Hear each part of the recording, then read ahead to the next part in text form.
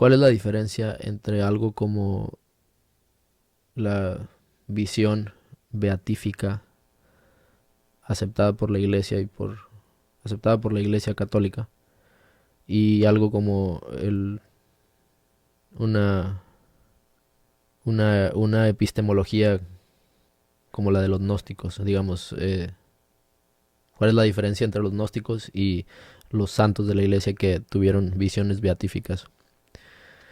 Eh, es una buena pregunta, ¿no?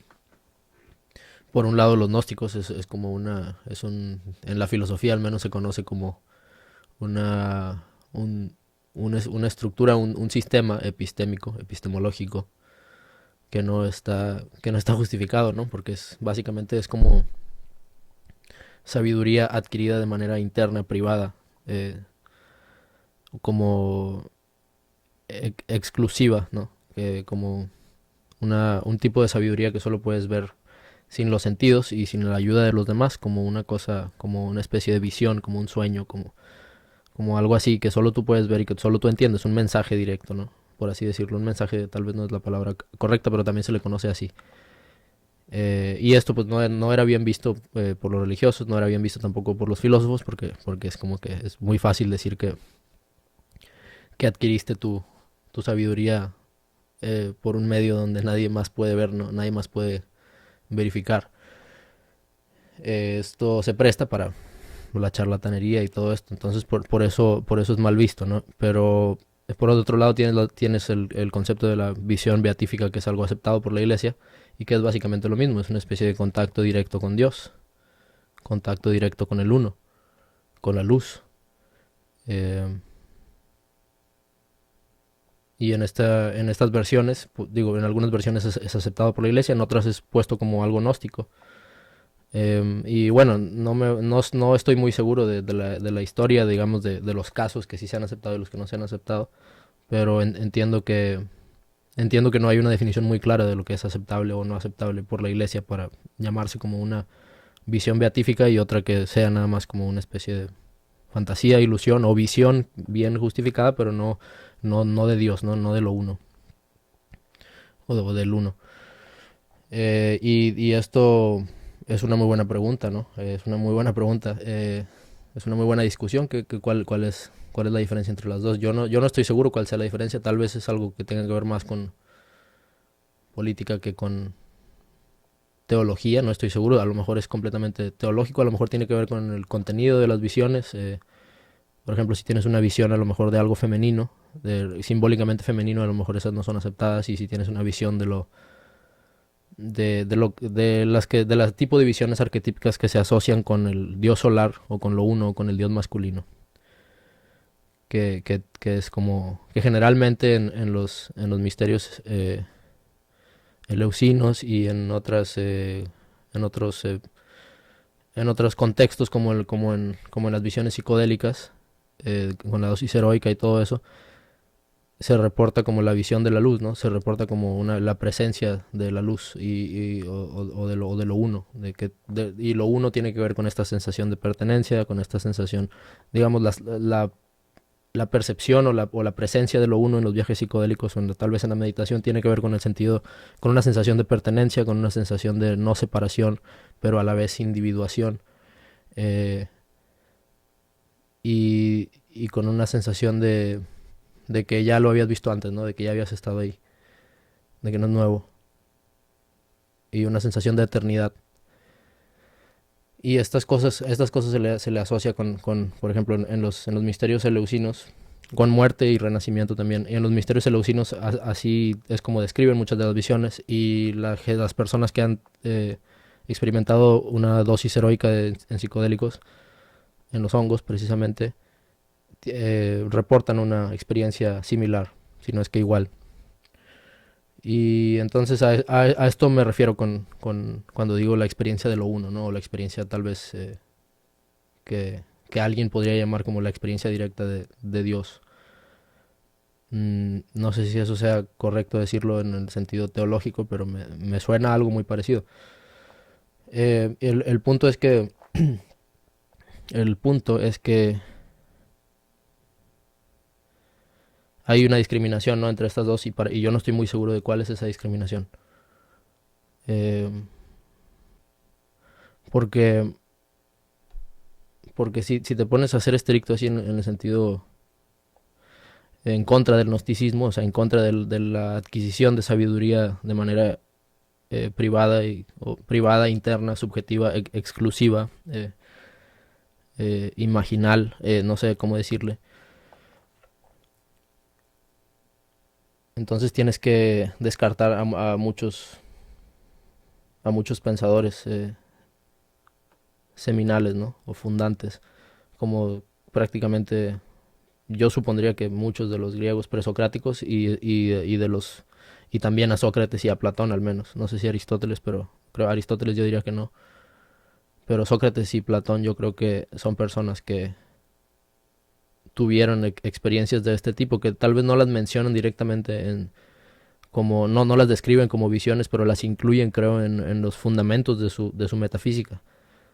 Platón, obviamente, Sócrates no escribió nada, como es obvio, como es sabido, pero me refiero en sus ideas también existe el fundamento de todas las ideas de Sócrates y de Platón en el sentido metafísico es la existencia del alma, la existencia de lo uno y de lo múltiple. Eh, y estas o sea, no puedes usar, yo creo, o sea, supongo que podrían decir ciertas personas que llegaron lógicamente hacia estos conceptos, que los construyeron de la experiencia y de ahí hicieron un tren de lógica que los llevó hasta la idea de lo uno y lo múltiple, o la idea de que tenemos un alma. Pero yo diría que es al revés, yo diría que tuvieron este tipo de visiones previo a la lógica que luego basaron de ahí. Eh, y tengo entendido que Platón asistió a los misterios eleusinos. Y entonces, si hizo esto y sigues más o menos la tesis de Brian Murarescu sobre que los misterios eleusinos y otros de los misterios que se festejaban o que se celebraban en esta región en aquel entonces, tenían que ver con la ingesta de psicodélicos. Entonces, pues, yo creo que puedes concluir que Platón y Sócrates muy probablemente tuvieron una visión como la visión que se tiene en una dosis heroica de hongos, como lo que hoy se conoce como una dosis heroica de hongos de psicodélicos, que es esta sensación, esta visión, más bien como esta experiencia de lo uno, que luego tu mente te lleva directamente a asociarlo con Dios y con lo eterno y con el alma, porque estas ideas como que se desprenden de ahí de manera natural, de esta visión, de esta experiencia. Porque visión es extraño llamarla porque no sé si sea visión como con los ojos, pero es una experiencia. Y de esta experiencia, te digo, natural, de esta experiencia naturalmente se desprenden ideas como ya dije, como lo uno, como el alma, como lo eterno, como un lugar después de la muerte en el cual estábamos antes de nacer y todo esto. Un lugar que ya conocíamos y al que vamos a volver, y que tiene que ver con pertenencia y con comunidad, con todas las personas que has conocido. Se siente como que estás con ellos, pero a la vez no eres nada. A la vez no eres a la vez no eres un individuo, pero sientes la individualidad que sientes ahorita. Con la individualidad que sientes ahorita me refiero en el fondo. La individualidad, no el ego, no si pudiera llamarlo, es como una intimación de el sí mismo de Jung, el sí mismo jungiano, que en el fondo no tiene que ver con individualidad, sino tiene que ver con la comunidad que somos la humanidad entera, o el universo, o la vida entera. Yo creo que Jung dice que lo que está en el fondo del sí mismo, y que por eso no lo puedes nunca entender todo, es, ¿cómo se dice?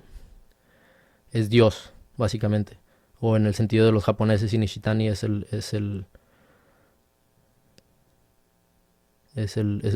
sunyata, ¿no? El vacío primordial, como esta nada de la cual emerge todo. Esta no cosa de la cual emergen las cosas. Hay varias maneras de entenderlo. Pero se siente así, ¿no? Esta experiencia psicodélica se siente así, y entonces puedes decir pensadores como Sócrates y como como Platón. Si, tal vez si no fuera por esta visión, estoy obviamente especulando, pero tal vez si no fuera por esta visión, estas experiencias psicodélicas que tuvieron en los misterios eleusinos, probablemente, posiblemente si quieren, no hubieran podido desarrollar los conceptos que desarrollaron, los sistemas filosóficos que desarrollaron, porque las ideas fundantes parecen ser gnósticas. Las ideas fundantes de estas epistemologías, de estas ontologías, parecen ser gnósticas. Entonces es un poco raro, ¿no? ¿Cómo puedes zafarte, si estás criticando al gnosticismo, cómo puedes zafarte de esta posibilidad de que Platón y Sócrates, los principales, los pensadores fundantes de lo que se conoce como la filosofía en Occidente,